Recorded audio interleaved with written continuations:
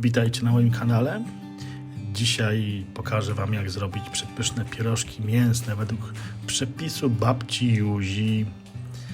Przepis jest bardzo niebezpieczny, ponieważ same pierożki są niezwykle uzależniające i naprawdę trzeba się bardzo postarać, żeby przestać się nimi obżerać.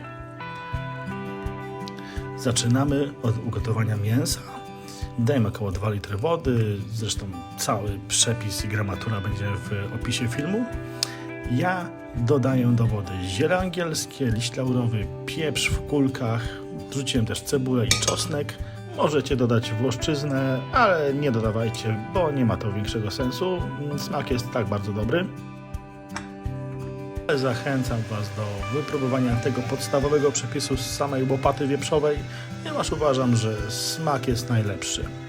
Mięso oczywiście wrzucamy do gorącej wody, następnie gotujemy około 40 minut.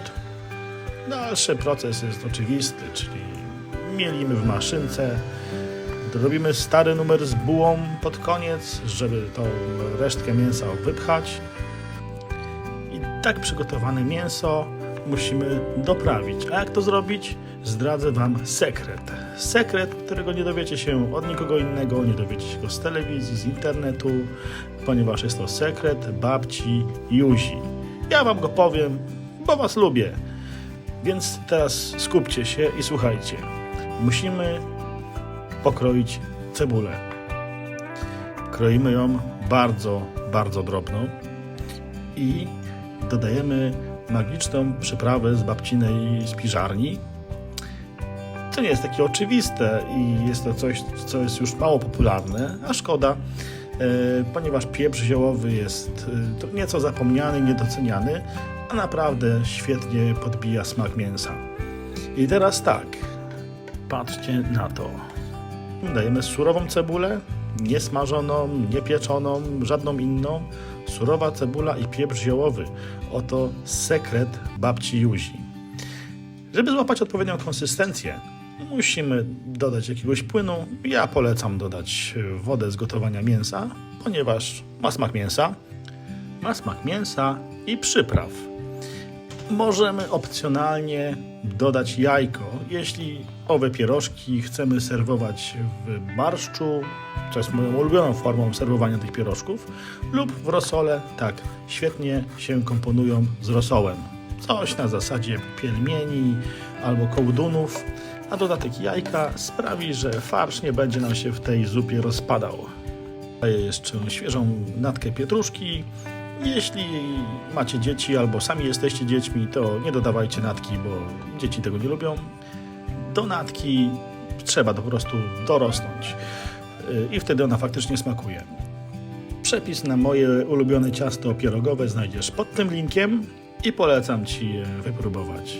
Ciasto wałkujemy w miarę cienko, nie za cienko i ponieważ są to pierożki, nie używamy szklanki, ponieważ babcia Józia nie piła herbaty, używała kieliszka i za pomocą kieliszka robimy małe placuszki, które następnie nadziewamy tak, jak nadziewa się pierogi. Mały pierożek jest dużo smaczniejszy, jest fajniejszy, można go wsadzić całego do buzi. Farsz w środku jest bardzo przyjemny, jest aromatyczny, jest soczysty, przypomina nieco gruzińskie chinkali. Jeśli lubicie chinkali, to będziecie zachwyceni tym przepisem.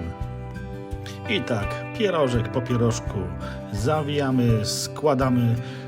Patrzcie, jak mi to sprawnie idzie. Jestem całkiem niezły w te klocki. Lubię to robić, relaksuje mnie to. Świetnie się czuję w mącznych rzeczach. Jak już wspomniałem, najbardziej lubię te pierogi z barszczem czerwonym.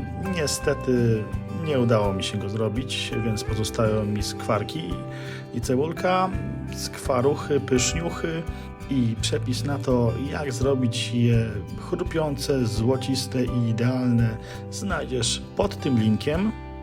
Pamiętaj również o tym, że jeśli chcesz, żebym wprowadził Cię na salony światowej gastronomii, daj subskrypcję, daj dzwoneczek i obserwuj mój kanał.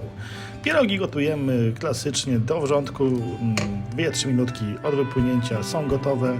Jak już wspomniałem, serwujemy je ze słoninką i Życzę Wam smacznego.